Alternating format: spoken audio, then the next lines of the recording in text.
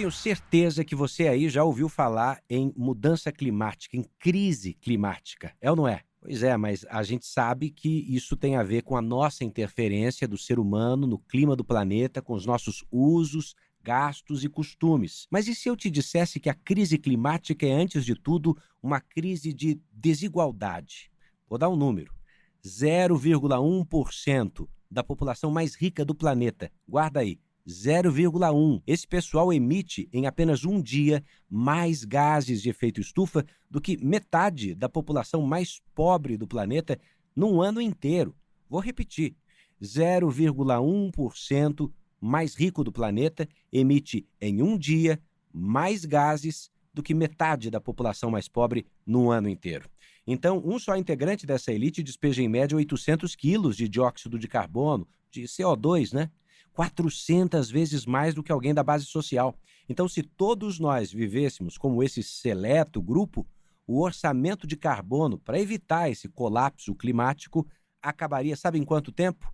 Em menos de 3 semanas. É por isso que eu quero conversar com Viviana Santiago, porque ela é diretora executiva da instituição que fez essa pesquisa para a gente, a Oxfam Brasil. Viviana, bem-vinda. Oi, Edu, obrigada. Vamos lá, Viviana. O relatório de você está afirmando que, se toda a humanidade vivesse como 0,1% mais rico, o orçamento de carbono se esgotaria.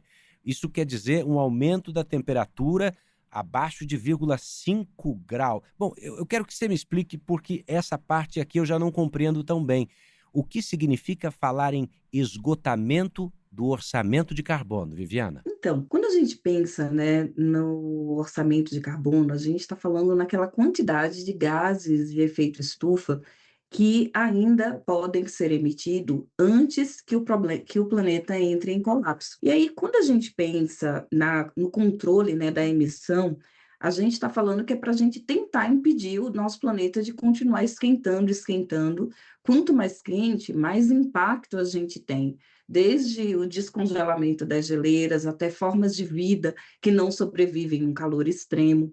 Então, o mundo fez essa divisão de dizer: olha, quanto que a gente precisa reduzir no mundo inteiro para que a gente não chegue nesse nível de aquecimento global, a gente manter esse aquecimento abaixo desse 1,5%. E aí é isso que você falou antes: as pessoas super ricas, elas não levam esse cálculo, não levam esse combinado a sério, e elas continuam consumindo, investindo, vivendo como se essa conversa não existisse. E aí o impacto delas no planeta é muito maior do que da maioria da população do planeta. E vale lembrar, né, que desde 1990, quando eu tinha 10 aninhos, essa população dos mais ricos do planeta já aumentou as suas emissões de gases do efeito estufa em 32%. Agora você pensa, e a metade mais pobre? Eles aumentaram também? Não, eles reduziram, né, Viviana? Em 3%. Então, a minha pergunta é: como é que nós chegamos a essa situação em quem mais contribui para destruir o planeta continua com mais liberdade para poluir abertamente, enquanto quem menos emite é quem paga o preço mais alto também disso tudo, com perdas econômicas ou até com vidas? Exatamente. Em 1990 eu também tinha 10 anos, e a gente fica pensando, né, quando a gente pensa em pessoas da nossa idade, que a gente cresceu e que se habituou a ouvir, né, de que a gente precisava reduzir o consumo disso, parar de fazer aquilo, porque tinha um impacto ali no planeta. E, em alguma medida, a nossa geração e as outras gerações que vieram depois da gente organizaram sua forma de consumir, sua forma de vida, respeitando essas conversas que elas foram se tornando cada vez mais frequentes e mais urgentes. O problema é que essas pessoas super ricas não. A sua forma de consumo, o estilo de vida é um estilo super poluente. Então imagina quanto não deve ter de emissão de carbono quando você tem frotas e frotas de carros. Quando você não usa voos comerciais, quando você tem seus próprios jatinhos particulares, e muitas dessas pessoas mais de um. Quando essas pessoas têm iates, quando essas pessoas elas compram comida, roupa, elas moram, e principalmente onde elas investem dinheiro. Elas investem dinheiro e lucram com setores altamente poluentes, como exploração de petróleo, gás e mineração. Ou seja, essas pessoas, tudo na sua existência, leva o planeta na direção do colapso. mas as pessoas que já sentem as consequências são aquelas pessoas que menos contribuíram. São aquelas pessoas que hoje estão em zonas marcadas pelo calor extremo, pelo frio extremo, já sentindo o efeito na agricultura, o impacto de fome, né, de pessoas que estão saindo de inundações. Então, essas pessoas que menos contribuíram são elas que estão pagando a conta nesse momento. Eu acho que todo mundo que faz dívida sabe que não é legal entrar no cheque especial, né? Aqui no Brasil, os juros do cartão é um dos mais caros, se não o mais caro do planeta Terra. Se a gente trouxer essa comparação dos nossos gastos e dívidas para a crise climática, a gente está vendo que já está no cheque especial climático, né? Estamos no vermelho. O relatório de vocês está apontando aqui que 89% do orçamento de carbono já foi consumido. Me conta quais são as consequências reais da gente continuar ignorando esse limite físico, esse limite científico. A gente vai se aproximando cada vez mais desse ponto de não retorno. Ou seja, se a gente não mudar de jeito nenhum o que está acontecendo, vai chegar um momento que não vai ser possível fazer mais nada para impedir que essa mudança do clima se estabilize e que a vida como a gente conhece, ela comece a desaparecer. A gente está falando do desaparecimento de espécimes, a gente está falando do desaparecimento de condições de vida em determinadas partes do planeta, a gente está falando de formas de produção de alimentos, a gente está falando de aumento de temperatura que impacta, né, a maneira como a gente mora, impacta inclusive aquelas pessoas mais pobres. Pensa, quem são as pessoas hoje que têm condições de viver em localidades que com uma temperatura mais alta consegue resfriar? Mas e se o mundo inteiro ficar com uma temperatura mais alta, tem resfriamento que chegue? Não tem, né? Pensar como as geleiras, como o derretimento de geleiras aumenta o nível do oceano, e aí um monte de vida marinha também acaba se impactando. O nosso planeta, eu tenho plena certeza, eu não tenho nenhuma dúvida, né, que esse planeta, ele vai sobreviver a isso, mas ele vai sobreviver no tempo dele. O tempo do planeta são tempos de eras, centenas e centenas de anos. Esse não é o tempo da humanidade. Então, a gente está falando que ou a gente controla essa crise climática, ou a gente está contribuindo para o fim da vida humana na Terra. Vai haver um momento em que um dos nossos descendentes nascerá no fim da linha. Quer dizer, vai haver um momento em que nossos descendentes não terão mais como resolver o problema. Nós estamos ainda podendo olhar para frente e nos precaver para que esse tempo do planeta se alongue. Então vamos entrar na COP29, né? Que já tinha mais representantes ligados ali a petróleo, gás, carvão, do que delegados, né? Se você levar em conta os 10 países mais vulneráveis à crise climática. Essa presença influencia negociações, né? Pode desviar o foco das soluções reais. A gente vai entrar agora na COP30, mas fala para mim da COP29.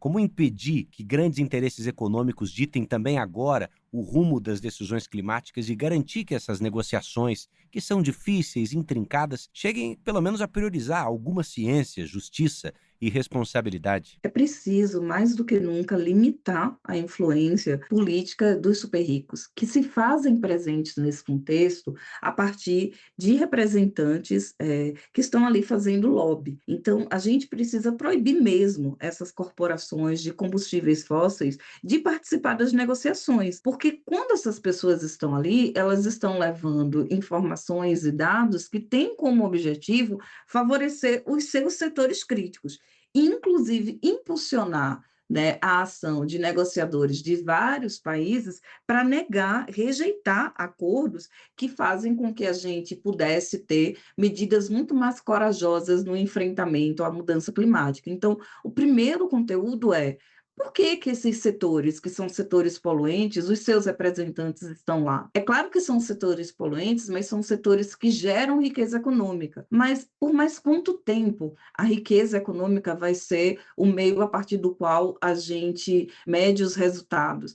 Porque essa riqueza econômica, ela tem um preço muito alto, que é a destruição do planeta, a destruição da vida. Até quando a gente vai continuar ouvindo essas pessoas? É preciso agora mais do que nunca pensar em novas formas de consumo, em novas formas de produção, em adaptar as economias do mundo inteiro para que a gente não dependa desses setores poluentes. E quando a gente abre espaço para essas pessoas na negociação, elas vão levar sempre o impacto do dinheiro, a ameaça de retirar recursos de determinados países, territórios ou iniciativas, e tem sim uma capacidade de influenciar a negociação. É preciso interditar a chegada desses lobistas a esse espaço. Como é que faz isso, hein? Essa é a grande pergunta. COP30 vai começar e você, Viviana, como ativista, como pesquisadora, como estudiosa, que opinião mais sincera possível você pode me dar sobre o seu otimismo em que algo se declare ou se desenhe diferente nesta COP agora do Brasil? A COP30, ela está sendo conhecida como a COP da implementação. Tudo aquilo que já tinha que ser negociado, discutido, balizado entre os países já foi. O que a gente precisa agora é implementar. Então, a minha esperança, a esperança das minhas colegas e dos meus colegas na Oxfam Brasil e na Oxfam ao redor do mundo,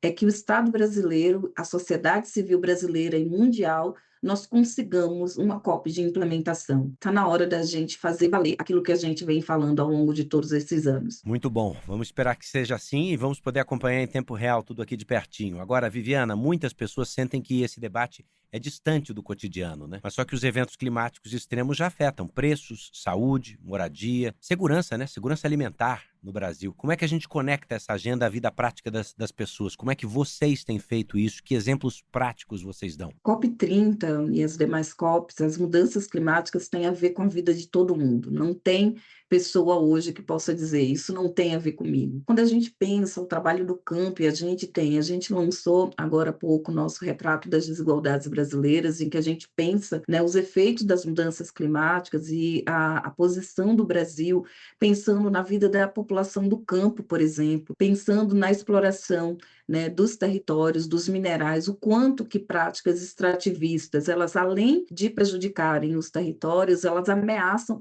modos de vida que são protetores, por exemplo, das florestas, protetores do meio ambiente. Pensar como hoje as mães, elas são aquelas pessoas que mais sentem o impacto das mudanças climáticas, porque o adoecimento das crianças relativos à baixa qualidade do ar, o aumento da temperatura, espaços muito quentes em que essas crianças, elas não têm condições nem de viver nem de brincar, a gente já sente o efeito das mudanças climáticas. A gente só precisa relacionar mais na maneira como a gente se comunica com o conjunto da população, as coisas que acontecem com a mudança climática, para que a gente possa ter um volume de pessoas e, de fato, possa se levantar e exigir uma mudança na legislação, mudança na maneira de produzir, mudança na maneira de consumir, que, de fato, possa encaminhar a gente para uma convivência harmônica com o nosso planeta. E ali no consumo das pessoas, o que é que ficou mais caro em função dessa situação extrema em que nos metemos? Pensar, por exemplo, como nos períodos de seca a gente tem aumento na conta de energia elétrica, né? Porque as barragens elas não conseguem estar cheias. Pensar como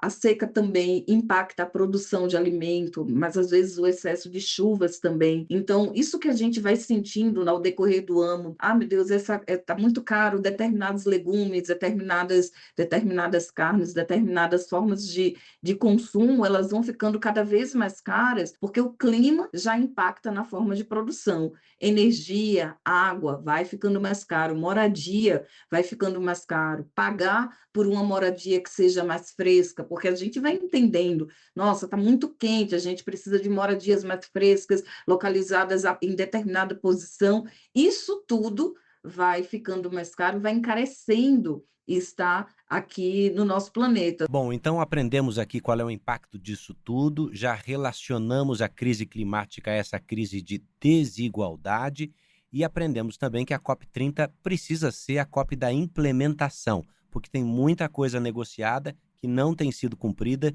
e o Brasil vai ser quanto mais protagonista se conseguir fazer essas coisas se implementarem.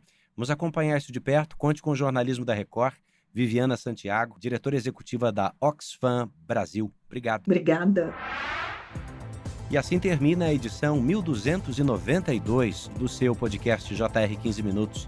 um podcast que tem a produção do David Bezerra, das estagiárias Amanda Fusita, Bárbara Maiato e Yasmin Logrado. A sonoplastia é de Bruna Franco, coordenação de Deni Almeida, direção editorial de Tiago Contreira e a vice-presidência de jornalismo é de Antônio Guerreiro. Você acompanha o 15 Minutos no R7, nas redes sociais do JR e no seu tocador de podcast predileto. Bora para a próxima!